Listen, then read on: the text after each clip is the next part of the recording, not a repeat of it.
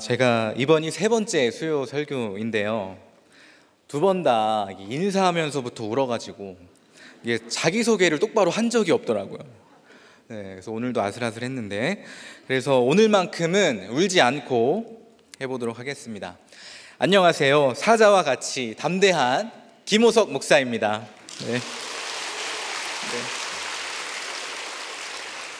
제가요 참 힘들어하는 것이 있습니다. 바로 이 잔소리인데요. 이 잔소리 하는 사람들은 다 하나같이 널 위해 하는 소리야 라고 이렇게 말을 하죠. 근데 저는 이 잔소리가 하는 사람도 듣는 사람도 인생에 하등 어떤 도움이 될까, 이거를 왜 내가 듣고 있어야 하나 라고 생각했던 사람입니다. 여러분은 어떠세요? 엄마의 잔소리, 시아버지, 시어머니의 잔소리, 아내, 남편의 잔소리, 목자님의 잔소리, 잘 듣고 계세요? 남자는 이제 이런 말이 있더라고요. 남자는 어머니에게 잔소리 듣다가, 결혼하면 아내에게 잔소리 듣다가, 또 딸을 낳으면 딸에게 잔소리 듣다가 가는 인생이라고 그러는 거예요. 저도 딸이 있어서 굉장히 이제 슬픈데요. 9살인데 벌써 잔소리를 시작했어요, 저한테. 오늘 이 잠언 본문을 제가 묵상하다가 최근에 어떤 분이 하신 말씀이 생각이 났습니다. 이분이 그러는 거예요. 저는요 시편, 잠언 이 말씀 정말 안 읽혀요. 듣기 싫어요. 하나님이 잔소리 하시는 것 같아요. 게으른 자는 이렇다, 부지런한 자는 이렇다, 악인은 망하고 의인은 흥한다. 이 하나님이 잔소리 하시는 것 같아서 귀에 안 들어와요. 그러니까 목사님도 그만하세요. 저한테 이제 그랬어요. 그래서 우리가 이렇게 하기도 듣기도 싫은 잔소리를 합니다. 여러분은 잠언을 어떻게 묵상하셨나요? 이 잠언 말씀 중에 특별히 이 25장부터 29장까지의 내용은 솔로몬의 잠언을 히스기야 왕 때에 재편집한 내용입니다. 어떠한 이유인지 알 수 없지만 그 배경은 이렇습니다. 솔로몬 왕조 이후에 북이스라엘과 남유다는 분열되었죠. 일찌감치 하나님을 떠난 북이스라엘은 200년 동안 무려 19명의 왕이 교체가 되었어요. 그 중에 9명은 암살을 당하거나 반역으로 이제 교체되었어요. 왕도 너무 불안하고 백성들도 너무 불안하지 않았겠습니까? 반면에 이 남유다는 북이스라엘보다 비교적 안정적이었습니다. 멸망으로 가는 이 북이스라엘을 보고 남유다도 불안했을 거예요. 그래서 히스기야 왕과 신하들은 이 솔로몬의 잠언을 다시 가져왔습니다. 혹자는 28장, 29장을 통치자들의 지침서, 궁중교육의 내용이라고도 하는데요. 이러한 배경 가운데서 오늘 본문이 다시 편집된 것입니다. 오늘 본문은 오늘날 우리가 성도로서 하나님의 말씀에 어떻게 반응하고 어떻게 살아야 하는지에 대한 지침이기도 합니다. 우리도 큐티로 구속사의 궁중 양육을 받고 있잖아요. 동의가 안 되시나 봐요. 매일 큐티하고 또 양육받고 예목받고 예목 원투 받고 맨날 독후감 주제 큐티 주일 설교 열심히 하면서 맨날 잔소리 듣고 잔소리 하시잖아요. 이게 큐티, 이제 궁중 양육이라는 거죠. 제가 지금 잔소리 하는 것 같나요? 그런데 이 듣기 싫다고 여기는 이 잔소리가 들리는 때가 있습니다. 언제일까요? 사실 이 잔소리의 대부분은 맞는 말이잖아요. 그래서 맞는 말, 정답이라서 우리가 듣기 싫은 거잖아요. 부모님의, 스승의, 공동체의 잔소리가 맞는 말인지 몰라서 우리가 듣기 싫은 게 아니에요. 참 희한하게도 같은 말을 해도 아내가 하면 안 들려. 똑같은 말을 해도 남편이 하면 듣기가 아주 싫어버려요. 진짜 이 사람이 하면 듣고 저 사람이 하면 듣기 싫은 게 이 잔소리입니다. 그런데 이 잔소리가 사랑으로 들릴 때가 있어요. 내가 이 잔소리를 찾아서 들을 때가 있습니다. 히스기야가 오늘 이 잠언들을 모아다가 재편집을 해서 궁중교육 또 왕들의 지침으로 삼았는데 이 잔소리를 찾아서 들으러 왔다는 거예요. 오늘 그 본문을 함께 묵상해 보려고 합니다. 6월 21일 큐티인 본문 잠언 28장 1절에서 28절까지의 말씀, 제목은 사자같이 담대한 의인입니다. 의인은 첫째로 쫓겨본 자입니다. 1절입니다. 악인은 쫓아오는 자가 없어도 도망하나 의인은 사자같이 담대하니라. 1절부터 악인과 의인에 대하여 분명하고 대조적인 용어로 말씀하고 있습니다. 먼저 악인은 쫓아오는 자가 없어도 도망하나라고 하죠. 이 도망의 상태가요, 이 전쟁에서 패배해서 목숨의 위협을 받는, 극도의 공포를 느끼는, 그래서 도주하고 달아나는 상태라고 합니다. 이게 누가 쫓아오는 것이 아니에요. 악인에게 이 죄를 추궁하는 사람이 없어도 자기 마음속으로 스스로 괴로워하며 죄로 인해 불안해하며 공포가 일어난다는 거예요. 양심이 주는 고통에 스스로 시달리고 있다는 것입니다. 이러니 악인이 온전한 정신으로 살 수 있겠습니까? 오늘 악인의 모습을 보면 자기 죄 때문에 늘 쫓기고 불안하고 스스로 무너지는 자의 모습입니다. 우리가 이 악인이라고 하면 꼭 누군가를 해치고 도둑질해야만 악인이라고 생각할 수 있습니다. 그런데 꼭 그렇지 않아요. 무언가 하지 않으면 막 쫓기듯 불안해하는 사람들이 있습니다. 우리가 참 쫓기듯 살 때가 많아요. 시간에 쫓겨 살고, 돈에 쫓겨 살고, 중독에 쫓겨 살고, 인정과 사람을 의지해서 우리가 쫓겨 삽니다. 그리고 일어나지 않은 미래에 대한 불안을, 염려를 미리 쫓겨 살아요.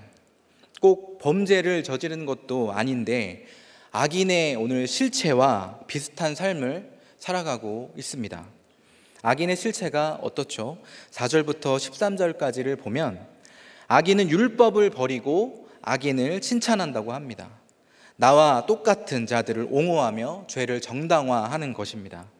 또 악인은 정의를 깨닫지 못한다고 합니다. 말씀의 가치관이 없으니까 분별할 수도 없는 것이죠. 입술로는 기도하지만 삶은 하나님과 상관없이 살아갑니다.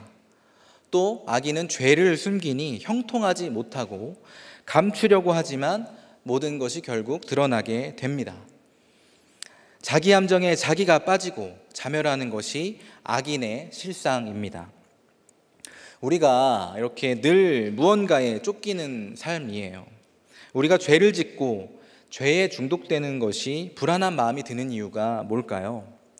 자기 양심이 고발하기 때문입니다. 하나님을 거역했기 때문입니다. 그래서 하나님의 돌보시는 은혜가 내 안에 느껴지지 않기 때문에 불안하고 두려운 것입니다. 죄에 쫓기기 때문에 그렇습니다. 적용 질문입니다. 나는 무엇에 쫓기고 있나요? 겉으로는 멀쩡해 보이지만 불안과 두려움으로 감추고 있는 죄는 무엇인가요?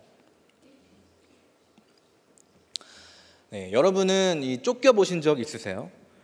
누가 나를 쫓아오지도 않는데 불안해서 막 견딜 수 없는 그런 경험. 네, 저는 있어요. 네, 크게 두 가지가 있는데요. 첫 번째로 제가 태어나서 정말 전력을 다해서 도망가고 싶었던 그것이 바로 어머니의 잔소리였습니다. 저희 이 어머니는 이제 한 번 말씀을 이제 시작하시면 가루가 될 때까지 막 쏟아 부으시는 분이에요. 보통 잔소리가 아닙니다. 네, 제가 핸드폰에 이 어머니를 그 바리새인이라고 저장해 두었던 적이 있는데, 네, 그 잔소리에는 책망과 가르침과 훈계와 멸시와 비난과 등등, 저는 이 어머니 목장 식구들이 도대체 어떻게 그 목장에서 견디고 계시는지, 네, 그게 참 의문이에요.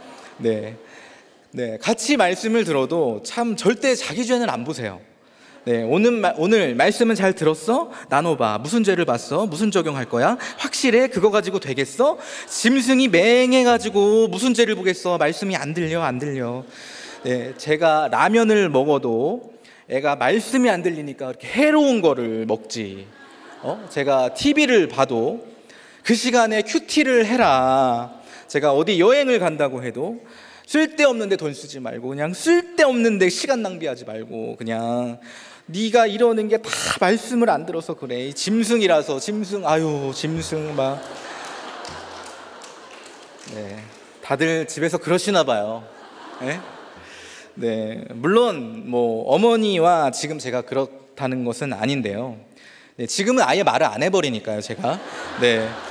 네, 최근에 이제 또 어머니랑 또 이렇게 저기 한 이후로 제가 잔소리가 듣기 싫어서 말을 안 하고 있어요. 할렐루야요. 네. 네, 예전에는 제가 그 잔소리가 너무 듣기 싫어서 늘 또 눌려서 거짓말로 피하고 그랬습니다. 그러다가 고등학교 2학년 때 자퇴를 하고 필리핀으로 유학을 갔을 때 그 어머니를 떠난 그 해방감, 네, 이루 말할 수 없는 기쁨이었습니다. 네, 제가 이 쫓겼던 두 번째 사건은요, 위조와 퇴학 사건입니다. 네, 필리핀에서 잠시 자유를 느끼나 싶었는데 술, 담배, 음란으로 금세 저는 어머니의 잔소리를 떠나자마자 방탕하기 시작했습니다. 죄에 대한 이 불안함이 저를 막 쫓아오기 시작했습니다. 주일에만 교회에 나가서 이제 성가대하고 찬양팀하고 하면서도 또 죄짓고 또 죄짓고, 누가 뭐라고 하지 않아도 스스로 하루하루가 괴로워 우울증에 불면증에 시달렸습니다. 당연히 대학교 출석도 제대로 하지 않았고요, 성적도 좋지 않았습니다. 그 당시 저는 이제 내가 살 이유가 없다 이렇게 여기면서 매일 술로 지새우다 그렇게 술김에 떨어져 죽으면 딱 좋겠다고 그렇게 생각할 그 무렵에 2008년 어머니의 인도로 우리들 교회에서 이제 말씀을 듣고 모든 유학 생활을 정리하고 우리들 교회 공동체에서 살아나야겠다는 결심을 하게 되었습니다. 귀국하게 이제 되면서 제가 아버지 어머니에게 내가 실패한 유학이라는 것을 보여주기가 싫어서 제가 잘 아는 현지 브로커를 만나서 성적표를 위조하고 그 성적표를 보여드렸어요. 아버지는 이제 그 사실을 모르시니까 신학교에 편입원서로 제출하셨고, 합격한 저는 2년간의 모든 편입 과정을 마치게 되었습니다. 아무도 모르지만 홀로 죄에 눌리고 불안에 쫓기는 이 2년간의 시간이었습니다. 그렇게 2년 동안 우리들 교회에서 양육 받으면서 모든 과정을 마치고 졸업장을 받기 일주일 전에 공동체 양육과 처방으로 학교에 오픈하게 되었습니다. 그리고 퇴학 처리가 되었습니다. 이 사건으로 12년간 다시 학사, 석사 과정을 다시 밟는 복구전을 치르게 되었고, 3년 전에 비로소 목사 안수를 받게 되었습니다. 저의 삶은 늘 불안과 이 두려움, 죄에 쫓기는 삶이었는데, 우리들 공동체를 만나고 또 이렇게 죄를 오픈하고 해석하게 되니까 그동안에 눌려있던 그 죄가 너무 이제 회개하고 평안해졌고, 그 쫓기는 삶에서 이제는 안정기가 찾아오게 된 것입니다. 우리가 첫째로 쫓겨본 자가 의인이라고 했는데요, 악인의 실체에 대해서 나눴습니다. 의인은 둘째로 찾아본 자입니다. 5절입니다. 악인은 정의를 깨닫지 못하나 여호와를 찾는 자는 모든 것을 깨닫느니라. 악인의 특징은 정의를 깨닫지 못하고 늘 죄에 쫓기며 살다 자멸하는 것이라고 말씀드렸습니다. 그러면 어떤 사람이 의인일까요? 의에 대하여, 이 의로움에 대하여 찾아보니 의는 올바른 관계를 의미합니다. 마땅한 관계를 뜻합니다. 너와 나 사이에 마땅한 관계가 의라는 것이죠. 부부 간의 올바른 관계, 부모 자녀 간의 올바른 관계, 언약 안에서 하나님과의 올바른 관계가 이 바로 선 것이, 그런 바로 선 상태, 그것을 의라고 하는 것입니다. 하나님께서 모든 관계에 필요한 기본 질서를 세우셨습니다. 그것이 바로 의입니다. 나라가 분열하고 가정이 깨지고 관계가 깨지고 왜 그럴까요? 의가 없기 때문입니다. 성경이 말하는 의인은 흠없는 사람이 아니라 하나님께서 의롭다 칭함받은 사람, 예수님의 십자가의 공로로 덮여진 사람을 말하는 것입니다. 우리가 참 흠이 많아요. 그렇죠? 이 세상에 의인이 없나니 하나도 없다고 하셨던 것처럼 우리는 100% 죄인이라 부모 자식 간에도 자기밖에 모르고 또 내 자녀를 위해서는 남의 자녀는 얼마든지 해롭게 할 수 있는 그런 사람입니다. 내 행복을 위해서 수단과 방법을 가리지 않고 사람도 사랑도 버리고 얼마든지 무엇이든지 내 행복을 위해 버릴 수 있는 그런 사람입니다. 의인이 될 수 없는 인간이 어떻게 정의를 깨닫고 분별할 수 있을까요? 본문에서는 여호와를 찾는 자는 모든 것을 깨닫는다고 말씀하십니다. 의인의 삶의 특징은 바로 하나님을 찾는 삶이라는 것입니다. 물건을 우리가 잃어버려서 그런 것을 찾는다는 의미가 아니에요. 전심전력으로 찾는다는 것입니다. 간절히 추구하고 탐구하며 전심으로 구한다는 뜻입니다. 마치 목마른 사슴이 시냇물을 찾듯이 간절히 하나님을 추구하고 갈망하는 것을 뜻합니다. 간절히 큐티하고 전심으로 목장 나가고 하나님을 추구하고 갈망해야 되는 것입니다. 이렇게 간절히 여호와를 찾는 자가 모든 것을 깨닫는다고 하십니다. 본문에서는 이 악인과 대조되는 의인의 모습을 구절구절 말씀하고 계십니다. 여호와를 찾는 자는 분별을 얻고 숨기지 않고 죄를 자복하여 긍휼을 얻습니다. 가난한 자를 돌아보는 사랑으로 부족함이 없는 삶이 되게 하십니다. 그러니까 의인은 말씀을 찾고 공동체를 찾고 사명을 찾아서 마땅한 관계를 해나가는 사람입니다. 전심전력으로 말씀 찾고 공동체를 찾아야만 하는 것입니다. 적용 질문입니다. 하나님이 세워주신 관계 속에서 회복해야 할 마땅한 관계는 무엇입니까? 자복하여 드러내야 할 숨은 부끄러움의 죄는 무엇입니까? 구원을 위해 내가 찾아야 할 사람, 피해야 할 사람은 누구입니까? 네, 저는 모든이라고 안 할게요. 저는 사람들을 보면 이렇게 단점부터 보이는 병이 있어요. 그래서 말을 또 곱게 잘 못하고 또 그래서 제 의도와는 다르게 저의 이 잔소리로 상처를 주거나 상처를 주는 경우가 참 많이 있습니다. 제가 어머니의 이 잔소리에 쫓기는 인생, 또 위조의 죄로 인해서 쫓기는 인생의 때를 이렇게 통과하면서 이제 우리들 교회에서 수지 맞은 인생이 되어서 이제 신결혼을 하게 되었는데요. 제가 그전에는 몰랐는데 저는 제가 굉장히 쿨한 사람인 줄 알았거든요. 근데 이제 아니더라고요. 하나님께서 마땅히 세워주신 이 관계, 이 선이 있는데 저는 이 하나님보다 더 엄격한, 더 예민한 선을 갖고 있었습니다. 그래서 어머니와의 관계도 제대로 하지 못했고 아내와의 관계도 제대로 하지 못했어요. 거기다가 제가 이 청결강막과 이 까다로운 성격 때문에 제가 이 아내를 닥달하며 제 기준을 막 들이밀면서 당신은 틀렸다고 이렇게 외쳤습니다. 집에서 청소를 해도 밥을 먹어도 옷을 걸어도 제가 그렇게 잔소리를 많이 하는 거예요. 엄마한테 쫓기던 자에서 이제 막 추격자가 돼가지고 이 아내를 달달 볶았습니다. 네, 부부 목장에서 이런 저를 고발하는 이 아내를 그때 이제 아내가 둘째를 임신한 상태였는데요. 새벽까지 이제 새벽 5시까지 이제 붙잡아두고 독한 잔소리를 쏟아냈습니다. 감사합니다. 네. 네, 아내가 꼭 이 새벽 5시를 적으라고 해가지고 네, 적었는데요. 네, 아내는 저와는 이 정반대의 이제 성격이라서 너무 숨막혀 했고 이제 숨이 너무 막히다 보니까 막 여호와를 찾고 목장을 찾았습니다. 그래서 아내의 주제가가 남편을 만나고 비로소 예수님을 만났습니다. 이게 제 아내의 주제가예요.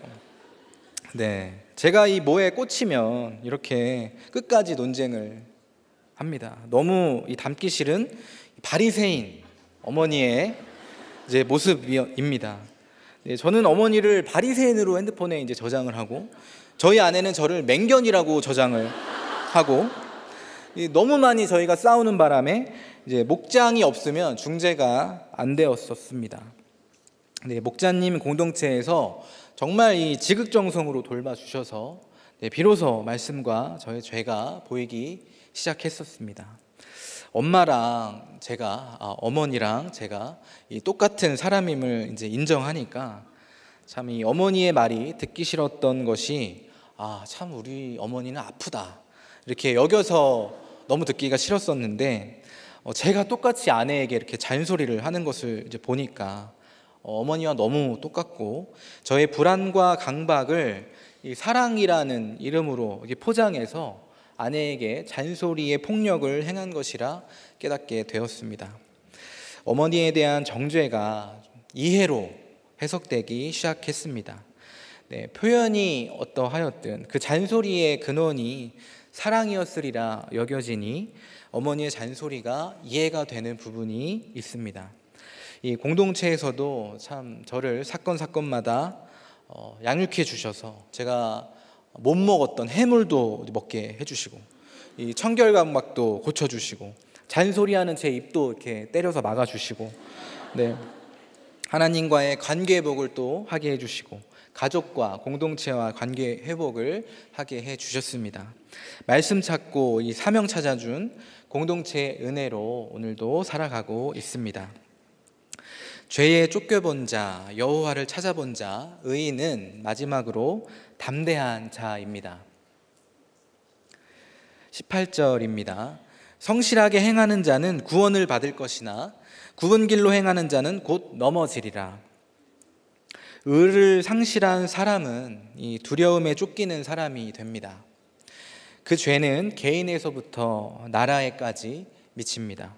한 나라가 북이스라엘이 무너져 내리게 된 것입니다. 이것을 보면서 이 남유다의 히스기야와 신하들이 솔로몬의 잠언 말씀을 다시 찾았습니다. 북이스라엘의 멸망이 남일이 아닌 거예요. 나도 저들과 다르지 않은데 나는 어떻게 살아야 하나? 하나님의 말씀대로 통치하는 것이 무엇일까? 불안하고 두려웠을 것 같습니다. 정말 담대해지고 싶다고 담대함을 원했을 것 같아요. 늘 죄에 쫓기고 눌리고 불안하고 두려움이 많은 사람인데 어떻게 담대해질 수 있을까? 지혜도 명철도 능력도 없는데 내가 무엇을 할 수 있을까? 참 걱정이 많았을 것 같아요. 제가 참 그렇습니다. 그래서 담대하지 못할 때가 많아요. 우리 인생이 그런 것 같아요. 장담할 인생이 없다고 하셨죠. 그래서 두렵고 떨립니다. 그렇다면 무엇으로 우리가 담대해질 수 있을까요? 18절에서 성실하게 행하는 자는 구원을 받는다고 하십니다. 여기서 말하는 성실은 하나님 앞에 거짓이 없이 정직하게 회개하며 사는 태도입니다. 하나님은 이 성실한 자를 보호하시고 책임지셔서 결국 구원으로 인도하신다고 약속해 주셨습니다. 그래서 우리의 담대함은 나의 어떤 고집이나 배짱이나 성격에서 나오는 것이 아닙니다. 그렇게 드러나는 것이 아닙니다. 오늘 본문을 보면 이 담대함은 죄와 수치를 자복함으로 담대함이 드러나고, 하나님을 경외함으로, 하나님을 두려워하지만 그것이 세상에서는 오히려 담대함으로 드러나고, 세상의 관행과 불법에도 온전한 길을 걷는 정직으로 드러나고, 부족한 가운데에서도 가난한 자를 구제하는 긍휼의 실천함으로, 사랑으로 드러납니다. 하나님이 붙드셔서 구원하시기에 담대할 수 있습니다. 구원하신다는 그 확신으로 담대함이 드러났습니다. 히스기야 왕과 이 신하들은 이 잠언, 이 오늘 본문을 재편하면서 하나님의 말씀을 찾았습니다. 의로워지리라 율법을 잘 지키리라. 나는 담대해지고 나라는 견고해질 것이다. 구원받으리라는 이 믿음을 서로가 다졌을 것입니다. 솔로몬에게 주셨던 말씀이고 히스기야에게 이어진 말씀입니다. 히스기야에게 그 간절함이 있었기에 오늘 본문의 말씀이 히스기야에게는 잔소리가 아니었습니다. 내가 어떻게 살아야 하는지에 대한 생명줄이고 하나님의 음성이었습니다. 이 잠언은 잔소리 책이 아니라 흔들리는 나라를, 이 가정을, 나를 구속사의 울타리로 살리는 구속사의 울타리입니다. 우리가 이 잔소리가 듣기 싫을 때가 있죠. 때로는 화도 나고 생색이 날 때가 있습니다. 제가 서두에 하나님의 잔소리 같아서 듣기 싫다는 그 형제님께 말씀드리고 싶어요. 구속사의 울타리입니다. 잔소리가 아니에요. 사실 이 말씀과 공동체는 나를 보호하는 울타리인 것이죠. 잔소리해주는 사람이 없는 게 얼마나 슬픈지 몰라요. 내가 잘못된 길로 가는데 아무도 나에게 이야기해주지 않는 것이 얼마나 슬픈 일입니까? 무슨 말만 하면 상처받고 분노하고 그러면 우리가 어떻게 말을 할 수 있겠습니까? 누가 말을 해줄 수 있겠어요? 아무도 말해주는 사람이 없는 것이 슬픈 일입니다. 그렇게 잔소리를 듣기 싫어했던 제가 오늘 히스기야처럼 이 공동체에 물으며 스스로 잔소리 앞에 나오게 되었습니다. 이제는 너무 듣기 싫었던 그 잔소리가 사랑으로 들리기 시작했어요. 잔소리가 듣기 싫은 것보다 내 삶이 더 죽겠으니 잔소리 앞에 나오게 됩니다. 살아야겠으니 간절해지는 것입니다. 책망과 교훈을 찾아 듣고 회개하고 성실하게 걸어가는 자를 주님은 구원하셔서 결국 사자같이 담대하게 세워가십니다. 예수 그리스도는 이 유다지파의 계보에서 아브라함과 다윗의 자손으로 나셨습니다. 믿음으로는 아브라함을 계승하고 혈통으로는 다윗을 계승하는 왕입니다. 아브라함과 다윗의 실패했던 이 왕조를 완성시키시는 왕 예수님이십니다. 오늘 이 본문을 평범하게 읽으면 악인과 의인의 이야기이지만 이 시대의 히스기야 왕에게 다시 감동을 주기 위하여 다시 편집하게 하신 솔로몬의 이 잠언을 히스기야의 마음으로 우리가 다시 읽어보는 것이죠. 나에게 주시는 말씀으로 다시 읽어보겠습니다. 멸망한 나라 이스라엘은 죄에 쫓기며 두렵게 살았다.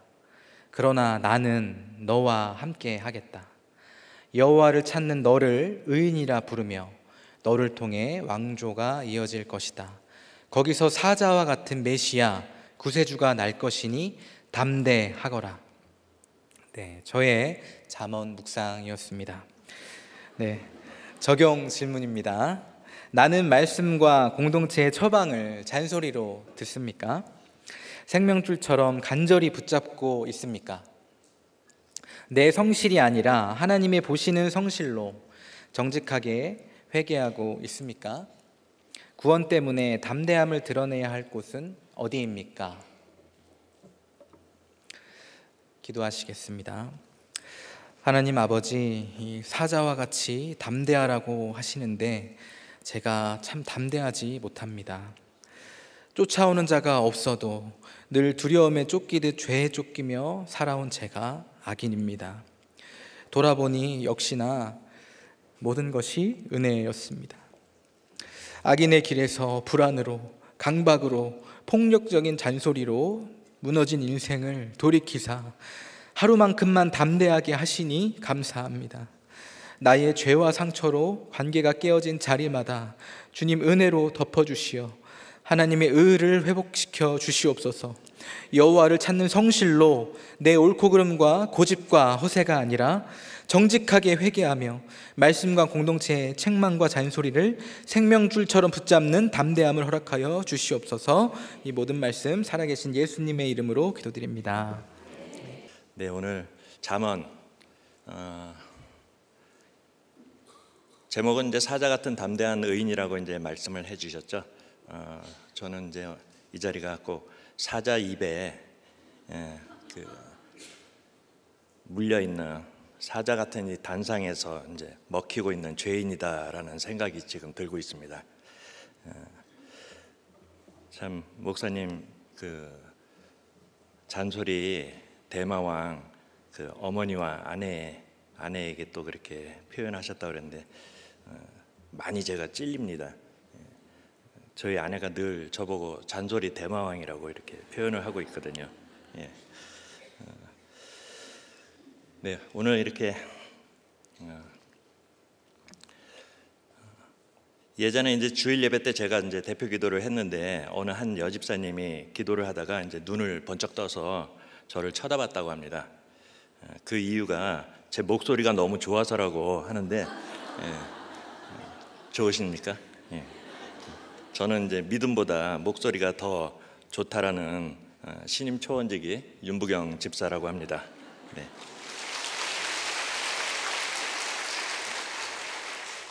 네. 지난주 이제 수요 설교 때 장로님께서 말씀하신 거 기억하시죠?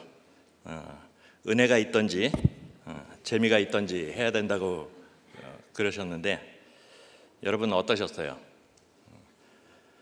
재미가 있어도 너무 있었잖아요. 그래갖고 제가 막 화가 확 올라오더라고요. 도대체 다음에 설 믿음 없고 이제 재미없는 저 같은 사람 뭐 해 먹고 살라고 이제 갑자기 화가 나더라고요. 사실은 그 저의 첫 부부 목장에 있어서 저의 죄를 끌어내 주신 분이거든요. 그분이 제가 얼떨결에 이제 그 음란 오픈을 해버려 갖고 그분 꽤 넘어가 갖고 다 돌아가면서 이렇게 음란 얘기를 하시는 거예요. 그래서 여기 부부 목장은 음란 얘기 해도 되는 곳인가 보다 그래갖고 제가 참 어리석게도 거기서 이제 임신 8개월 아내 앞에서 제가 음란 얘기를 해버려 갖고 참 그렇게 제가 어리석었던 자였습니다. 불쌍히 여겨주십시오. 제가 오늘 수요 설교 이렇게 간증을 하게 되었다라는 이제 전화 받고 나서 이제 아내의 잔소리가 이제 역으로 시작됐습니다. 당신은 간증에 은혜도 안 되고 또 누구처럼 재미도 없는데 이제 어떻게 하냐? 당신이 가장 잘하는 거라도 해야 되지 않겠느냐 이제 그러더라고요. 그러면서 당신 전문인 룸사롱하고 노래방 가서 탬버린 치고 춤추는 거라도 잘하니까 그거라도 단상에서 한번 하고 내려와 그래갖고 뭐 보여드려요? 오늘은 그래도 거룩한 자리니까.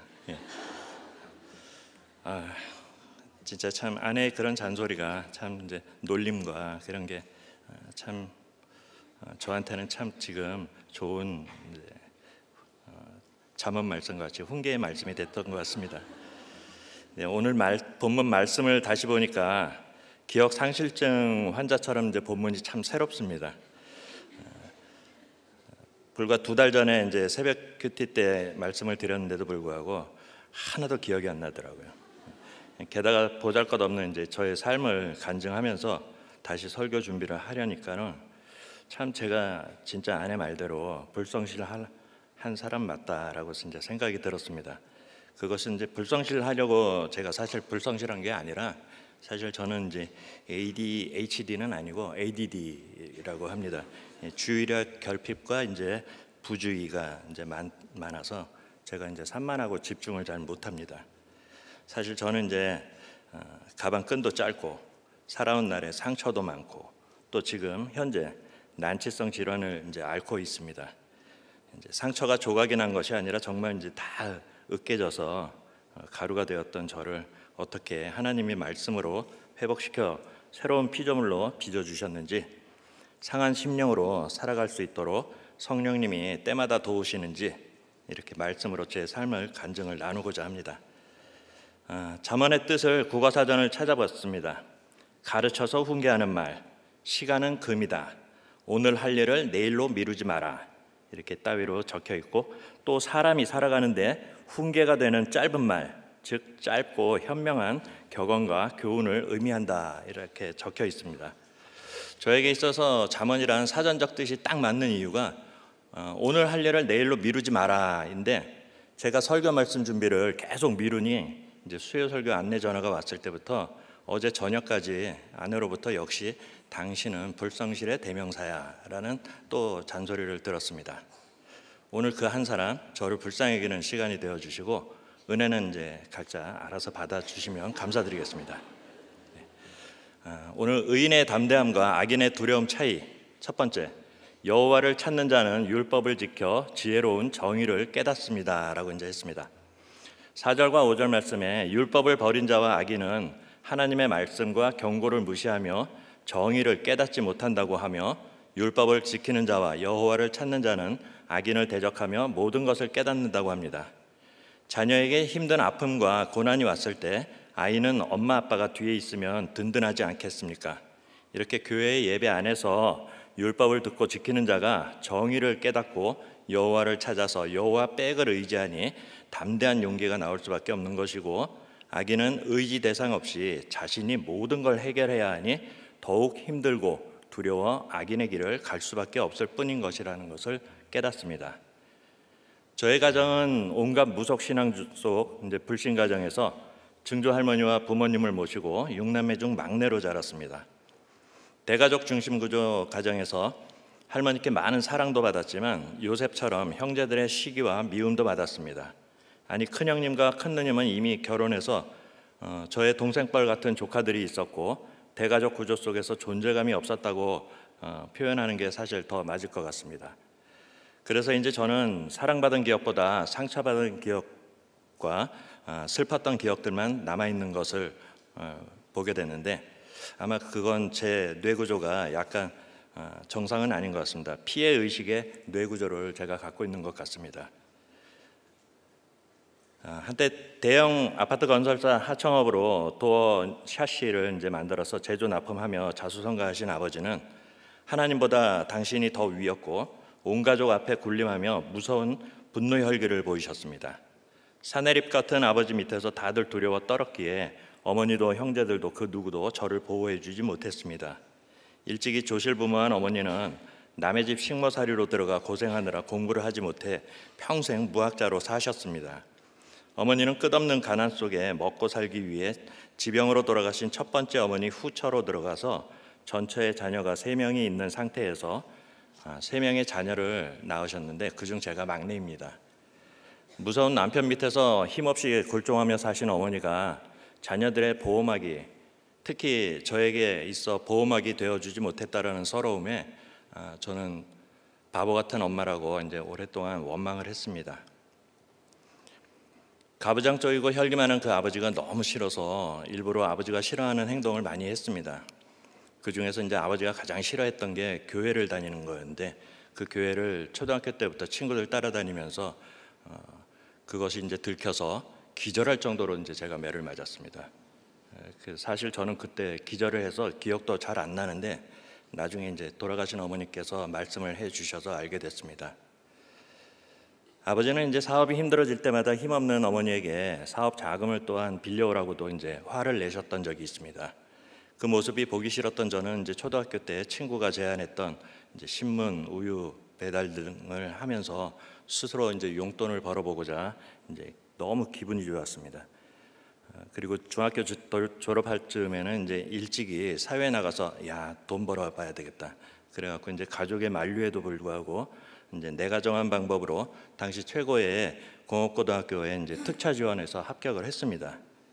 그러나 정권이 바뀌어서 공고에 대한 인지도가 낮아졌고 실업계 학습 능력만으로는 이제 대학의 문턱이 너무 높아진 것을 저는 이제 내가 열심히 공부를 안 한 잘못을 찾기보다는 내 인생이 정말 꼬였어라고 하면서 이제 세상에 대한 분노와 원망으로 세상 탓을 하고 열등감을 감추고자 자기 열심만 내면서 이제 점점 더 차라리 돈을 더 벌자 그냥 하는 식으로 돈을 쫓는 악한 자가 되어갔습니다. 그렇게 고등학교를 졸업한 후 바로 대기업 이제 엘리베이터 설계회사에 이제 입사를 하게 되었는데 그때 당시 또 이제 중소기업에 이제 스카웃되어서 그 해당되는 중소기업에서는 이제 일본으로 이제 2달간 이제 불법 취업도 갔습니다. 가서 이제 도면 좀 빼오라고 이제 저를 보냈어요. 그래갖고 도면을 뭐 멋지게 빼오겠습니까? 현장에 가서 그냥 아시바 타고 하면서 아시바에서 떨어지기도 하고 이제 해가면서 이제 그 도면을 이제 그대로 이제 갖고 왔던 겁니다. 당시 컴퓨터가 이제 일상화된 이제 생활 모습을 보면서 컴퓨터 참 멋지다. 컴퓨터 프로그래머가 되면 돈을 왕창 벌 것 같다라는 생각이 이제 들어서 한국에 돌아와서는 이제 기업체 전산관리 프로그램을 이제 또한 개발하고자 이제 프로그램 개발 공부도 열심히 했습니다. 그리고 나서 이제 그때 당시 개발한 프로그램이 이제 책방과 비디오 방 등의 이제 제가 이제 방들을 좋아하네요. 보니까 이제 보니까 룸방도 좋아하지만 이제 책방, 비디오방 이렇게 좋아하는 게 지금 보니까는 이제 깨달아지네요. 그때 당시 이제 그렇게 책방, 비디오방, 책 대여점, 비디오 대여점, 바꾸겠습니다. 그래갖고 이제 견출지에다 당시에는 이제 이렇게 대여하는 이제 방식이었는데 일본에서 봤던 게 이제 빨간 불빛이 나오는 이제 바코드 스캐너를 이제 도입을 이제 그때 당시 했습니다. 그래갖고 도서 대여점 프랜차이즈 이제 어플리케이션을 개발해갖고 큰 돈맛을 또 보았습니다. 그렇게 저는 이제 세상의 물질 권세 맛도 이제 보았습니다. 하지만 이제 한번 돈맛을 본 사람들이 어떻습니까? 너그러워집니까? 악해집니다.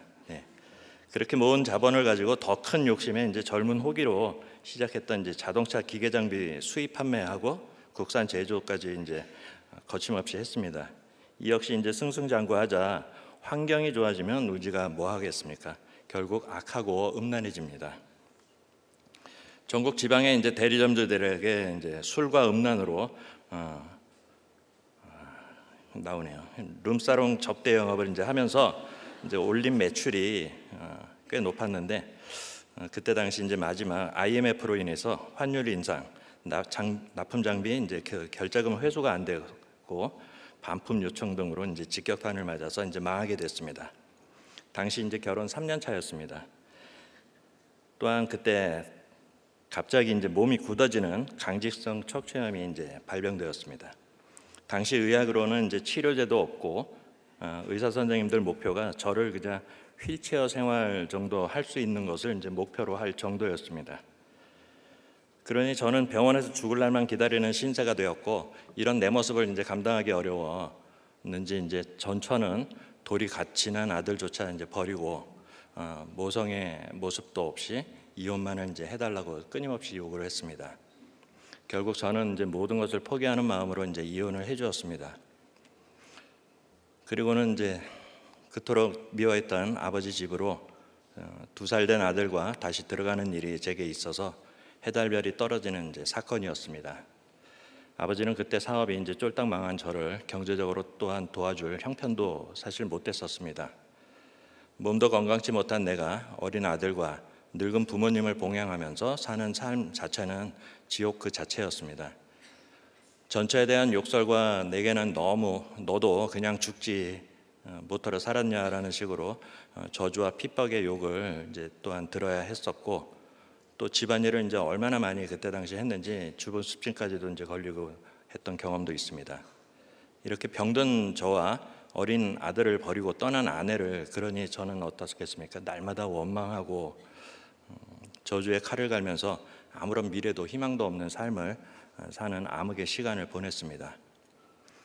이렇게 초등학교 때부터 다녔던 마침 교회와 하나님의 율법을 이제 버리고 나의 유익만 불리려 했던 물질 권세로서 열등감을 감추는 게 최선인 줄만 알고 살았으니 그것이 바로 악인의 모습대로 살았던 것입니다. 5절 말씀에서도 악인은 정의를 깨닫지 못한다고 이제 했는데 설령 깨달아도 이는 자기 정의지 하나님의 정의가 아니라고 합니다. 정의는 하나님의 계명에 일치하는 행위를 가리키는데 정의를 저버린 자는 심령이 어두워져 깨닫지 못하는 것입니다. 반면 여호와를 찾는 자는 하나님의 말씀을 구하기에 그 뜻대로 살기를 원하며 아버지의 긍휼과 힘을 구하는 자라고 합니다. 얼마 전 사사기 큐티 말씀에서도 하나님의 정의는 공동체의 연합과 희생으로 실현된다고 이제 했는데 현재 제가 노인재가복지센터를 운영하고 있는데 저는 내 이익 추구만 따지다 보면은 이제 목장 공동체에 묻지 않고 내가 손해 보지 않는 희생만을 꾀하고 싶은 갈등에 자주 접합니다.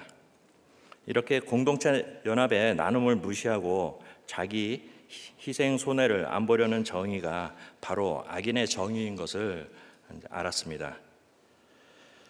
저는 이제 이렇게 우선순위가 하나님의 말씀이 아니라 내 생각과 내 판단과 내 경험이 우선순위가 되고 율법이 되어서 내 뜻과 합당하면 좋은 놈, 내 뜻과 다르면 나쁜 놈, 내가 아는 것이면 당연한 것, 모르는 것이면 그것이 잘못된 거지 라는 식으로 이런 내로남불식의 이제 말도 안 되는 논리가 정의인 것처럼 이제 우기면서 살아왔습니다. 과거 부도로 망했을 때 이제 카드 돌려막기로 이제 강남 사채 시장에서 돈을 빌릴 때가 있었습니다. 당시 그 이자는 이제 말할 수 없이 높았죠. 외환 위기가 오래 가지 않아서 잠시 기다리면 곧 끝날 줄 이제 알았기 때문에 그렇게 행동했습니다. 그러나 이자에 이자가 불고 제가 척추염으로 입원해서 죽음의 시간만 기다리고 있었던 때라 병원에까지 찾아오는 그 당시 이제 폭력배들의 이제 모습을 통해서 내 열심으로 아무리 재산을 축적한다 해도 하나님이 가져가시려 하면 아무것도 남지 못한다라는 것을 이제 알게 하셨습니다. 목장 공동체에서 이제 여러 경제적 고난의 광야를 지내고 계시는 가정들을 이제 볼 때면 아무리 힘들어도 중환별리, 고리대금 업자들이죠. 그들에게 자기 재산을 늘리는 자들에게는 이제 절대 빚지지 말라고 이제 저는 권합니다. 제가 모질게 아픔을 당했기 때문에 공동체 안에서도 이제 돈을 꾸지도 빌리지도 말라고 하시는 것으로 적용도 안내드리고 오직 기도로 간구할 때 하나님께서 해주실 것이다라고 이제 알려드리고 있습니다. 간혹 우리는 인본적인 감정에 치우쳐서 잠시 돈을 빌려주어서 숨통을 쉴 수 있게 해준다고도 이제 생각들 하실 수 있을 것입니다. 하나님의 자녀된 우리들은 절대로 돈을 변제해서 한 가정을, 한 사람을 살린다라는 것, 그 말은 가당치 않은 말입니다. 이는 가정에서도 자녀에게도 해당되는 것으로 이제 저는 봅니다. 모든 사건 앞에 세상적 방법을 우선순위로 정하는 것이 아니라 하나님께 기도하며 간구하는 것이 우선순위가 되어야 된다는 것을 하나님께서는 오늘 우리에게 가르쳐주고 계십니다. 한 사례로 예전 목장의 한 가정이 대출이자 문제로 살고 있는 부동산을 헐값에 매매해야 할 처지가 되었습니다. 게다가 부인 집사님은 항암 치료 및 보건 수술을 해야 하는 상황이었습니다. 정말이지 우리 힘과 능력으로는 이 집 매매라는 부분에 있어서는 아무도 할 수 없는 무력감을 느낄 수밖에 없었습니다. 저와 공동체 지체들은 한 마음으로 다 같이 합심해서 기도를 했고 목자인 저는 40일 새벽 기도를 해보겠다고도 선언을 했습니다. 작심만 하고 40일은 못 채웠습니다. 죄송합니다. 그런데도 이제 이런 저희들의 예배 모습을 하나님께서는 어여삐 보셨는지 작년 말에 놀랍게도 수개월간 집 구경도 안 오던 해당 부목자님 집이 순식간에 매매 거래가 성사되어 부채 정리를 하고 상황에 적합한 집으로 이사를 갈 수 있게 되었다고 합니다. 이런 사건들을 통해서 하나님의 뜻과 계획은 우리의 생각과는 너무나도 다르고 세상 방법이 아닌 하나님께 한 발 더 가까이 나아가기를 원하시는 것임을 깨닫게 되었습니다. 의인의 담대함과 악인의 두려움 차이 두 번째로는 여호와를 경외하며 성실하게 행해야 합니다. 한편 이제 말씀 공동체에서 양육되어지는 목자까지 되었음에도 여호와를 경외한다는 것의 의미를 진정으로 제가 몰랐습니다. 그저 행위 예배에만 치중했던 바리새인이었습니다. 중병에 걸려서 당시 죽는 날만 기다렸던 저를 하나님의 은혜로 회복시켜 주셔서 새로운 피조물로 거듭난 자라고 이제 저는 그냥 그럴싸하게 영어 섞어가면서 born again 한 자 이렇게 막 제가 떠들고 입으로는 떠들고 다녔어요. 근데 이제 나의 중한 그 고난이 하나씩 해결되고 나니까 본성이 악한 죄인이잖아요. 우리가 다시금 저의 죄악된 음란의 속성이 여실히 이제 드러났습니다. 10년 전에 이제 딱 정확히 10년 전이네요. 10년 전 냉동 화물 운송사 대표 시절 이제 한 여직원의 가정이 남편과 관계가 매우 안 좋고 늘 이혼만을 꿈꾼다는 이야기를 나눌 때마다 당시 목자였던 저는 교회에서 잘 양육되었다라는 그 교만으로 인해서 분별의 지혜는 없었습니다. 그저 내 열심으로 너무 안타까웠죠. 여직원과 그 가정의 구원을 진정 돕고 싶었습니다. 처음 시도 의도는 정말 진짜 순수했어요. 진짜예요. 근데 이제 목사님께서 이제 남녀간에 단둘이 차량을 탑승해서도 안 된다라고 이제 가르쳐 주셨기에 처음에는 교회 공동체로 인도도 해보고 그 룰들을 율법을 지키려고 이제 노력을 했습니다. 하지만 이제 그 여직원은 이제 교회 가는 것을 강하게 거부를 했고, 저는 회사에서 매일 얼굴을 보고 대화를 나눌 수 있는 환경이니까 개인적 상담을 해주는 것도 나쁘진 않겠다라는 안일한 마음으로 여직원의 인생 상담자가 되어서 날마다 시간 날 때마다 힘든 얘기를 들어주고 조언도 해주었습니다. 이렇게 나의 열심으로 그렇게 직원과 그 가정의 문제가 해결될 것 같은 되는 것 같은 착각에 빠질 때쯤 저는 제 마음이 음란의 소굴로 빠져든다는 것을 이제 미처 깨닫지 못했습니다. 함께하는 시간들이 많아지자 이제 여직원과의 관계가 편해지고 경계가 무너져서 쉽게 스킨십 할 정도의 수위까지 올라가게 되고, 가끔 차를 같이 타고 바람도 쐬는 정도가 되자 이제 조금 더 나아가면 곧 음란의 사고도 정점을 찍을 것 같다라는 생각도 했습니다. 이렇게 저는 은연중에 자기 죄를 숨기는 자가 되어갔고, 하나님과 사람들의 시선이 두려워 아내에게나 목장에서나 저의 음란 죄를 자복할 생각조차 하지 못했습니다.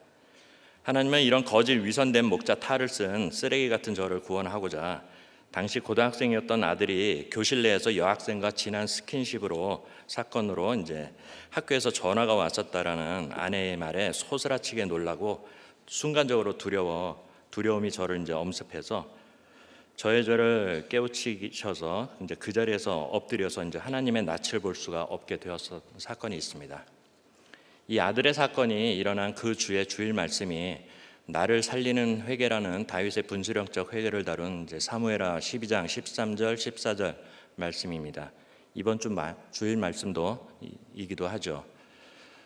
저는 이 말씀으로 제 가슴을 날성검으로 찌르는 듯한 괴로움과 두려움을 경험했고, 가증한 목자라는 죄책감에 사로잡혀서 하나님 앞에 엎드려 회개하는 사건이 되었습니다. 아내에게 먼저 저의 음란죄를 고백하고 교회 공동체 앞에서 저의 죄를 자복하고 회개하는 간증의 시간도 가졌습니다. 또한 아들에게도 저의 음란죄에 진심으로 가정예배를 통해서 사과도 했습니다. 적용으로 이제 교회 7위 차원에서 스스로 회사 대표직을 사임을 했었는데, 담임 목사님께서도 목장에서도 사임하는 것까지는 너무 큰 적용이 아닙니까? 라고 이제 감당이 되세요. 이렇게 목사님 어토로 이제 걱정을 해주시는데, 걱정인지 아닌지 지금 생각해 보면 잘 모르겠어요. 이제 하지만 사실 저의 또 다른 이제 숨은 악을 보게 됐습니다. 그 안에는 이제 저는 이렇게라도 해서 저의 믿음을 공동체 목원들에게 보여서 하나님께로부터 죄사함을 받았으니 마치 내가 의인인 것 마냥 이 정도 회개하는 적용을 하나님은 더 큰 복으로 아마 뒷돈으로 이제 갚아주실 거다, 복으로 주실 거다. 이제 저는 그렇게 착각을 했죠. 왜? 적용이 크면은 이제 복도 큰 줄 알았던 거죠. 근데 저의 그 어리석은 역시 가방끈 짧은 게 여기서 나오는 겁니다. 다른 한편으로 이제 새로운 독자적 사업을 사실 하고픈 마음이 늘 중간에 가득했었습니다. 왜냐하면은 냉동화물 운송계통이 이제 거친 화물 기사님들과 물류업계에 있어서의 그 퇴폐적 관행의 생활 속에서 벗어나고픈 마음도 있었기에 적용을 이제 구실로 회사를 사직을 했던 겁니다. 그러나 하나님은 어떤 분이십니까? 100% 오르시고 결코 속지 않으시는 분 아닙니까? 저는 얼마 안 돼요. 정년의 나이에 어디 일용직 및 계약직으로도 갈 수 없는 신세였던 것입니다. 나 자신을 객관화하지 못한 채 내 생각을 하나님의 생각으로 여기며 내가 먼저 계획하고 서원하며 올린 기도에 하나님께서 도와주실 것으로만 이제 착각을 했던 것입니다. 실제로는 하나님을 내 옆에 앉히고 질문하는 척만 했던 사사시대의 사사들과 같았던 것 같습니다. 이스라엘 백성들과 같았던 것 같습니다. 이렇게 7년이라는 세월을 백수와 박봉의 월급으로 살면서 아내와 자식들을 물질의 고난으로 몰아넣어서 고생을 많이 시켰습니다. 그래서 이제 나중에는 가족의 도움, 동서가 이제 CEO로 있는 IT 회사에 말단 직원으로 이제 들어가는 수치를 겪었고, 막상 또 들어가 보니 제 나이보다 20살이나 어린 청년들의 무시와 조롱을 받으면서 이제 근무를 하는 것이 너무 수치스러웠습니다. 이런 내 자신이 이제 너무 초라하게 느껴지기도 했습니다. 이토록 정말 쓰라린 인생 채찍과 사람 막대기로 다시 훈련받아가면서 하나님의 그 1:1 양육을 받으며 성실히 행함을 배웠습니다. 진정으로 이제 여호와를 경외하는, 즉 두려워하는 방법은 다른 게 아니었습니다. 예배 공동체 목장에 그저 잘 붙어가며 그곳에서 성령의 보호함을 받고 성령의 음성을 듣고 나누며 나의 죄를 자복하는 간증을 통해서 다시금 그저 하나님으로부터 불쌍히 여기는 자가 되는 것이라고 생각합니다. 의인의 담대함과 악인의 두려움 차이 이제 세 번째, 자기를 믿기보다 여호와를 의지해야 합니다. 또 다른 저의 허언증 증상이 제가 좀 있어요. 이렇게 허언증 증상을 말씀드리면 가방끈이 짧음에도 저는 자칭 척척박사라고 이제 제가 외치고 다닙니다. 네. 남이 외쳐주는 게 아니라 이렇게 열등감과 피해의식 속에서 생존하기 위해서 몸으로 쌓았던 경험과 수박 겉핥기식의 학습으로 다방면에 있어서 이제 아는 척, 있는 척, 해본 척, 잘난 척 하면서 이제 하나님으로부터 오는 지혜가 아닌 얄팍한 나의 지식과 세상적 경륜으로 척척 박사가 되고자 이제 했습니다. 22절 말씀에도 속히 부자가 되고 싶은 마음에 어떻게든 돈이 되는 사업을 이제 구상하고 물질이 많은 처가에서 도와주기를 바라는 악한 마음이 있었습니다. 마음에서 우러나오는 이제 하나님의 사랑으로 장인어른과 장모님을 봉양하기보다는 늘 힘든 상태인 내가 그럼에도 불구하고 이렇게 잘했다라는 칭찬받고 싶은 마음에 생색을 내고 또 도움을 받지 못할 때는 이제 아내에게 이제 처가 험담을 하면서 돈 많다는 거 다 뻥이었구나 이러면서 이렇게 장인어른을 이제 구두쇠 노인네라고 이제 비난을 했습니다. 이런 저의 악한 마음을 하나님은 너무 잘 알고 계셨기에 저의 형편은 나아지지 않고 빈궁한 삶이 오래 지속되는 고난의 시간을 통해서 인내의 훈련을 하게 하셨습니다. 그래서 저는 이제 별명이 참 많습니다. 감정이 상할 때 내가 싫어했던 아버지처럼 혈기 많은 분조장으로 변해서 가족을 공포에 떨게 하고, 기분 좋았을 때는 이제 예쁜 여자들에게 환심을 사려 했던 것처럼 아내에게 이제 꽃다발도 사다 주고 막 이제 꽃다발 사이사이에 돈도 막 꽂아주고 막 하면서 매력 만점의 남편이 되어 이제 그런 행세를 잘했습니다. 근데 그러니까는 이제 아내가 뭐라 그랬는지 아세요? 아내는 어떤 게 당신 모습인지 정말 모르겠어.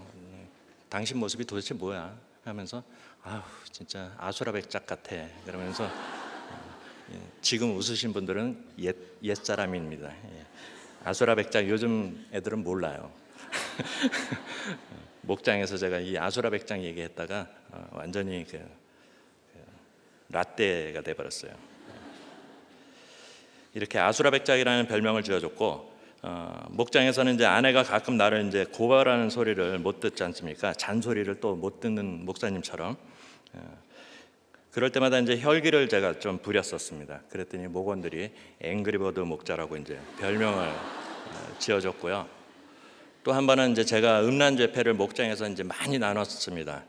젊었을 때는 야동을 너무 많이 봐서 야동 신작이 나올 때마다 이제 그 CD를 이제 구워서 막 전파를 제가 했습니다. 그랬더니 이제 그때 붙여진 이제 야동 전도사라는 이제 부끄러운 별명도 이제 갖고 있는데, 저는 그렇게 제 입으로 이제 사회적 경륜이 많다 보니, 아픔이 많다 보니 어떻습니까? 저는 저 자신을 잘 포장을 해야 되기에 항상 저의 말은 99%가 뻥이고 그 1%가 진실이냐? 그것도 결코 아닙니다. 그 1%는 구랍니다. 이렇게 거짓과 허풍을 떨고 게을러서 큐티도 설교도 미리미리 준비하지 못하니까는 이제 제가 불성실의 대명사라는 말을 들어도 마땅하다고 저는 생각을 합니다. 이렇게 낮은 자존감과 높은 열등감 속에 피해의식이 많은 저가 목장에서도 말씀이 아닌 자기 확신으로 때로는 처방할 때가 많았었습니다. 내 생각과 맞지 않으면 집어던지고 때리고 부수고 아무 때나 욕방언을 이제 쏟아내면서 지랄을 떠는 연약한 목자를 그래도 목자라고 섬겨주시고, 부부싸움도 당신들 집에서 안 싸우고 저희 집으로 찾아와서 새벽까지 남의 살림 다 자기들 살림처럼 부수고 막 이제 두들겨가면서 막 싸워주셨던 마을님도 계시고 목자님도 계시고 부목자님도 계시고 이제 목원들까지도 이제 저희 집이 방앗간입니다. 그래갖고 저처럼 이렇게 세상 지식 자랑하고 자기 마음을 믿는 자는 이제 미련한 자고, 반면 여호와를 의지하며 지혜롭게 행하는 자는 구원을 얻는다고 하셨는데, 만세전에 저를 택하시고 이렇게 힘든 사건과 환경을 주신 것, 이것이 결코 우연이 아닌 창조라고 저는 하신 말씀처럼, 저같이 겉으로 척척척 가증을 떠는 자도 하나님께서는 버리지 않으시고 구원의 사명을 위한 도구로 사용하시니 그 사랑은 정말 너무 감사해서 눈물이 사실 납니다. 한때 이렇게 제가 장애 판정을 결국 받았습니다. 이렇게 장애 판정을 받고 난 뒤 정상인으로는 살 수 없다라는 그 자괴감에 모든 인생이 끝나는 줄만 알았습니다. 건강을 잃었다라는 것, 경제적으로 회복도 얻을 수 없을 것이라 이제 생각했고, 하지만 지금 사업도 가정도 물질도 다시 다 회복시켜 주셨습니다. 저희 아내는 정말 손이 좀 많이 갑니다. 궁금하시죠? 나 없으면 이 험난한 세상을 정말 어떻게 사니? 늘 이렇게 제가 걱정되는 투로 비아냥거립니다. 그래서 당신이 꼭 먼저 천국 가야 돼, 알았지? 라고 이제 제가 얘기합니다.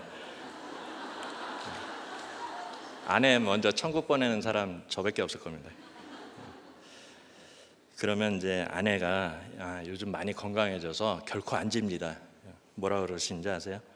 그래, 나 먼저 가면은 천국 가면 그래 또 새장가 가서 잘 살고 잘 먹고 잘 살아라, 이제 이렇게 놀려대고 있습니다. 저 새장가 절대 안 갑니다. 이제 이미 이혼도 해보고 재혼도 해봤는데 좋은 거 하나도 없습니다. 절대 이혼하지 마십시오. 다 그놈이 그놈이고 그 니은이 그 니은입니다. 이렇게 저를 영적으로 붙잡아주고 이제 육적으로 힘들게 하는 아내를 이제 짧게 소개해드리면, 제가 전처와 이혼 후 복지관에서 재활하면서 물리치료 받고 있을 때 목욕시설을, 그 해당 복지관에 목욕시설이 있었습니다. 거기에는 이제 노인복지관이라서 이제 노인 어르신들이 많았는데, 저도 이제 그 척추 장애로 인해서 따뜻한 물에서 이제 온욕을 해야 되는데, 거기 노인들이 이상하게 저보고 어이 청년 이리 와, 여기 등 좀 밀어, 등 막 이러시는 거예요. 그래 저도 장애인인데요. 그래 장애인으로 안 보시는 거예요. 그래갖고 저도 당시 목발을 짚고 다녔거든요. 근데 이제 그때부터 저가 이제 목욕탕 때밀이가 됐습니다. 그래서 이제 지금 제가 지금 노인 복지 제가 사업을 하는 것을 이제 하나님께서 허락하셨던 것 같습니다. 당시 그때 복지관에서 만나 이제 재혼한 지금의 아내는 저보다 높은 장애를 갖고 있습니다. 그래서 제가 까불지 못합니다. 힘이 세냐고요? 아닙니다. 키가 크냐고요? 아닙니다. 저는 2급이고 아내는 1급 장애입니다. 비록 휠체어를 탄 모습이긴 하지만 저는 이런 아내를 저의 인생의 동반자로 주신 하나님께 늘 감사해야 합니다. 저는 이제 모태신앙인 아내가 또 신앙 안에서 소통하는 또한 처가가 참 부러웠습니다. 이런 가정에서 자란 여자가 내 인생의 배필이 되어 지금은 한 말씀을 듣고 한 언어로 소통하면서 돕는 에제르 역할을 잘해주고 있는 게 정말 박터진 인생 아닌가 싶습니다. 아내와 제가 가장 큰 기쁨을 느낄 때는 이혼 위기에 있는 가정들을 찾아가 말씀으로 해석해주고 함께 기도하고 돌아올 때입니다. 우리 부부가 둘 다 건강이 좋지 않아서 힘들기는 하지만 육적인 힘듦보다 영적인 평안함을 더 많이 느끼니 지금 저희 부부에게 주신 사람 살리는 구원의 사명이 너무 귀하고 딱 맞는 역할이라고 생각합니다. 이번 신임 초원을 맡고 첫 TT 사역을 진행할 때였습니다. 26절 말씀처럼 저는 자기 마음을 믿는 미련한 자였습니다. 저희 용인 용인 초원은 작년 이제 충청 TT의 참여 인원이 단 3명뿐이었다라고 이제 해서 TT 참여에 매우 부정적이었습니다. 순간적으로 저는 이제 겁이 덜컥 났죠. 어쩌지? 이건 용인 초원 목자님들은 왠지 보통이 아니거든요. 그동안 늘 목사님이 이제 뺀질거리고 말씀도 깨닫지 못한다라는 이제 분당 판교 것들이라고 이제 호칭하지 않습니까?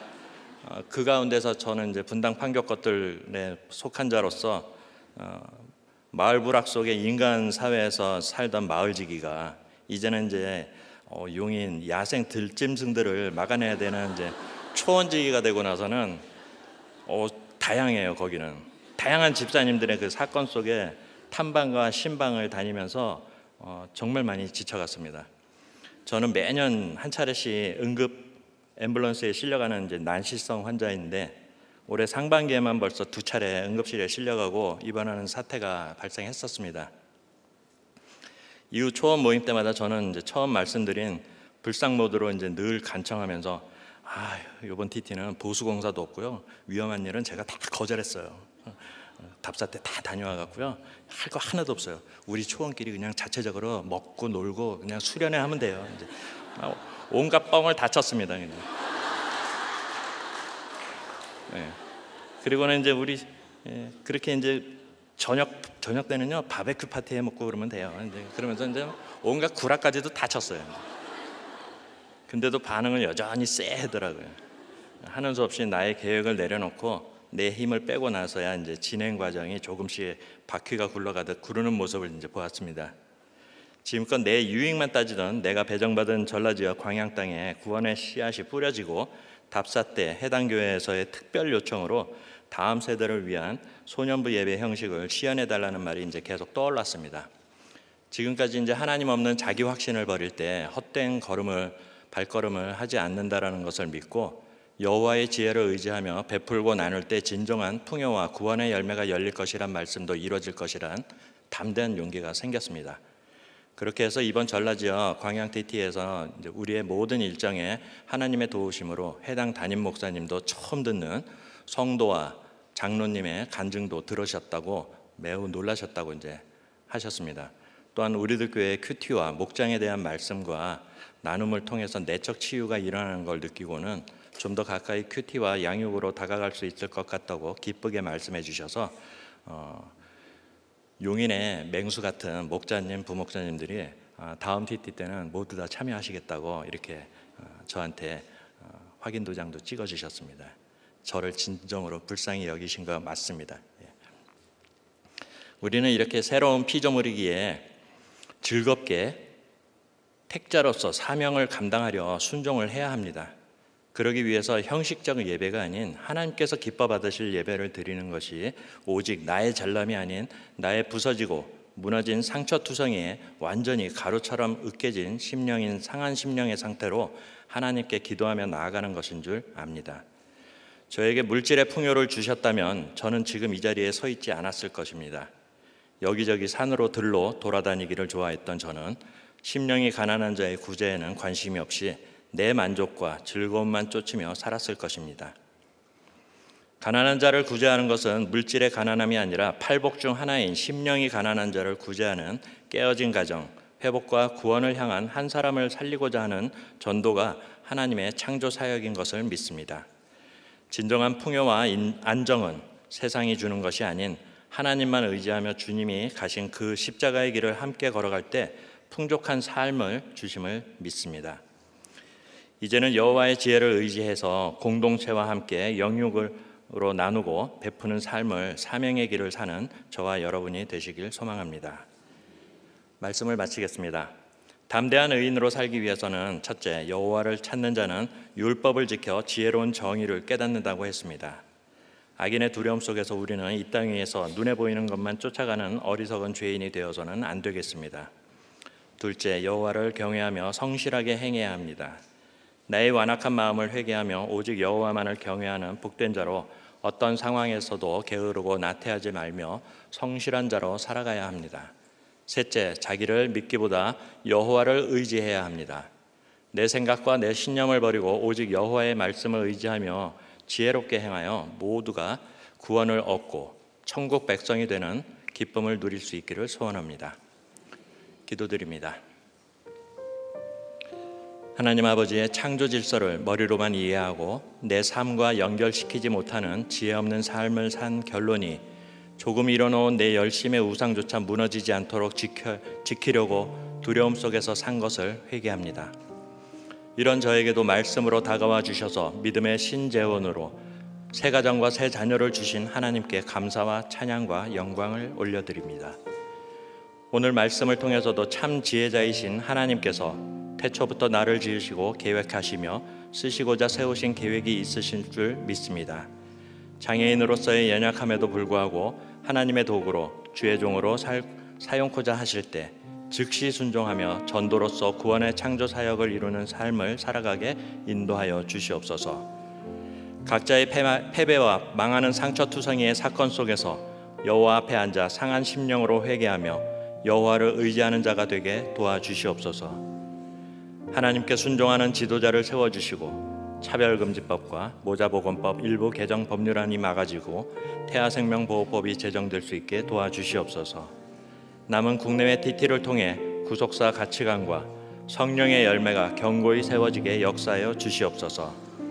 담임 목사님의 영육을 지켜주시고 말씀 묵상운동이 곳곳에서 일어나게 하시며 다음 주부터 시작되는 광주 띵크 목회에 기름 부어 주시옵소서. 이 모든 말씀 여호와를 찾고 경외하며 의지하는 것만이 지혜로운 의인임을 알려주시는 예수 그리스도 이름으로 기도드립니다. 아멘.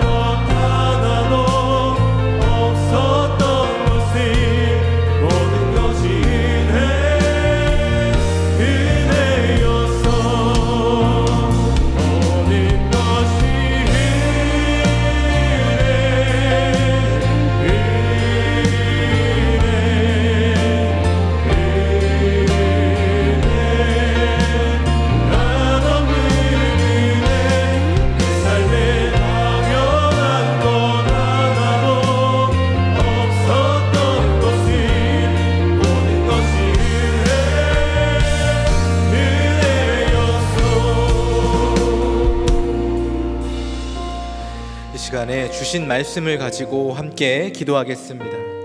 오늘 말씀의 악인은 쫓아오는 자가 없어도 도망한다고 하셨습니다.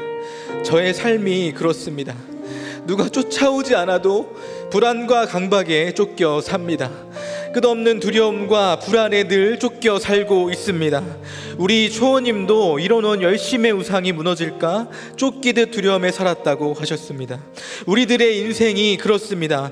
누가 뭐라 하지 않아도 죄책감과 열등감에 눌려서 늘 비교하고 시기하고 원망하며 살고 있습니다. 책망이 듣기 싫어 도망하고 숨기고 탓하며 죄에 쫓기는 악인의 실체와 같습니다. 오늘 나는 무엇에 쫓기고 있습니까? 어떤 말씀에 책망에 도망하고 있습니까? 이 시간 불안감, 두려움으로 감추고 있는 악인과 같은 내 악의 실체를 보게 하시고 나를 쫓는 것이 나의 죄성임을 깨닫게 하여 달라고 기도합시다. 쫓기지 말고 회개하게 해달라고 기도합시다. 더는 도망가지 않게 해달라고, 주님 담대함을 달라고 주여 한번 부르고 기도하시겠습니다. 주여!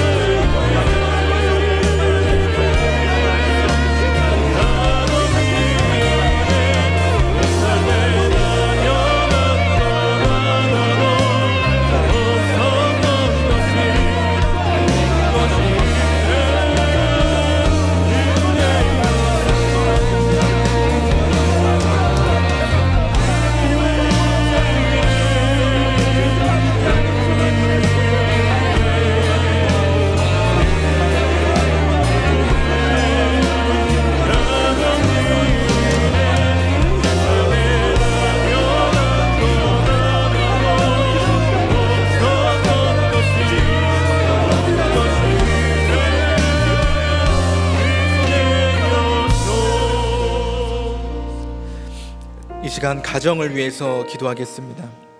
여호와를 찾는 자가 모든 것을 깨닫는다고 하십니다. 하나님께서 의로 세우신 가정인데 자꾸 세상에 행복이 있을 것 같아 찾아다닙니다. 말씀을 찾지 않고 공동체를 찾지 않으니 마땅한 관계가 모두 깨어집니다. 말씀의 가치관도 없고 사람도 분별하지 못하니 깨닫는 것이 없습니다. 여호와를 찾지 않는 나 때문에 가정이 깨어지고 있습니다. 이 시간 마땅한 관계를 회복하게 해달라고 기도합시다. 부부간에, 부모와 자녀간에, 형제 가족 간에 나 때문에 마땅한 관계가 깨졌습니다. 말씀의 기준이 아니라 내 잣대로 가정의 불안과 갈등을 만들었다고 고백합시다. 주님, 죄와 상처로 깨어진 영혼을 은혜로 덮어주시옵소서. 서로 쫓고 몰아붙이는 관계가 아니라 함께 말씀 찾고 공동체를 찾아 거룩을 이어가는 가정이 되게 해달라고. 그래서 나에게 쫓기는 악이 있다고, 부부간에 당신이 정말 나 때문에 힘들었겠다고, 미안하다고, 자녀들에게는 사랑해주지 못해 책망만 해서 미안하다고, 부모님에게 죄송하다고, 내가 죄인이라고 고백할 수 있는 담대함을 달라고 주여 한번 부르고 기도하시겠습니다. 주여!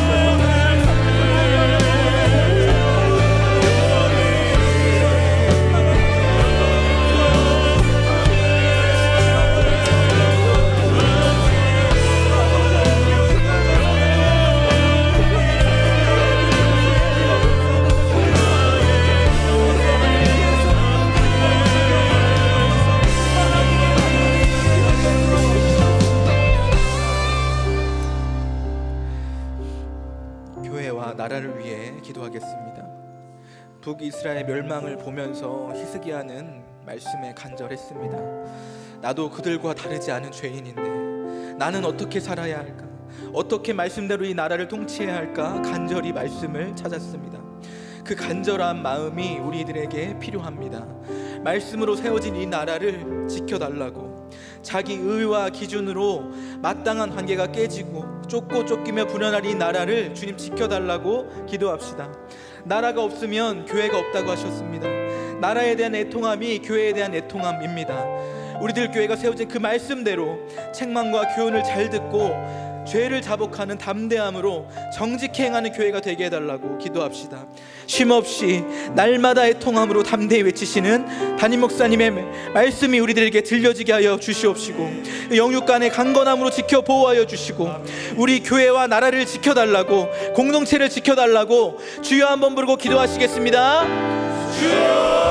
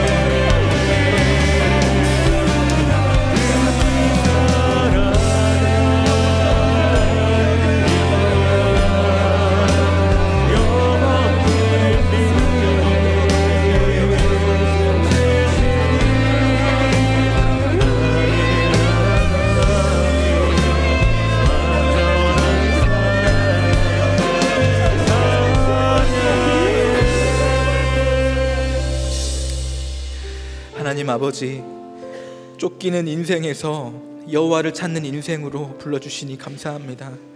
모든 것이 은혜로 싸매고 덮어주셔서 죄로 무너질 죽을 저를 살리셔서 담대하게 하시니 감사합니다. 성실히 주님을 따르는 죄를 또 자복하는 담대함으로, 정직히 행하는 담대함으로, 긍휼을 실천하는 담대함으로 주님 나아가게 하여 주시옵소서. 가정에서는 부부간에, 부모와 자녀간에 마땅히 세워주신 관계가 회복되게 하시고, 거룩을 이뤄가는 모든 가정들이 될 수 있도록 주님 붙잡아 주시고, 교회와 나라에서는 말씀과 공동체의 책망을 더 이상 잔소리가 아니라 생명줄로 붙잡게 하시고, 하나님을 경외하는 성실과 회개의 담대함으로 허락하여 주시옵소서. 모든 악법들을 주님 막아주시고 생명을 살리는 정책들이 세워지게 하여 주시옵소서. 이 나라를 주님 붙잡아 주시옵소서. 한 사람 한 생명 살아나라고 쉼없이 외치시는 우리 담임 목사님의 영육간의 강건함을 지켜 보호해 주시고, 그 말씀이 들리는 한 사람이 세워지게 하여 주시옵소서. 그 말씀의 사명이 나의 사명이 되게 하시고, 은혜 입은 자로서 마땅히 수고를 감당하는 우리들이 되게 하여 주시옵소서. 곧 있을 광주 띵크 목회자 세미나에 주님 기름 부어 주시고, 진행되는 모든 양육에 성령님 함께하여 주시옵소서. 세계 곳곳에서 선교 사역을 감당하시는 선교사님들을 보호하여 주시고, 구원의 열매와 말씀의 역사가 끊이지 않게 도와주시옵소서. 이 모든 말씀 살아계신 예수님의 이름으로 기도드립니다. 아멘.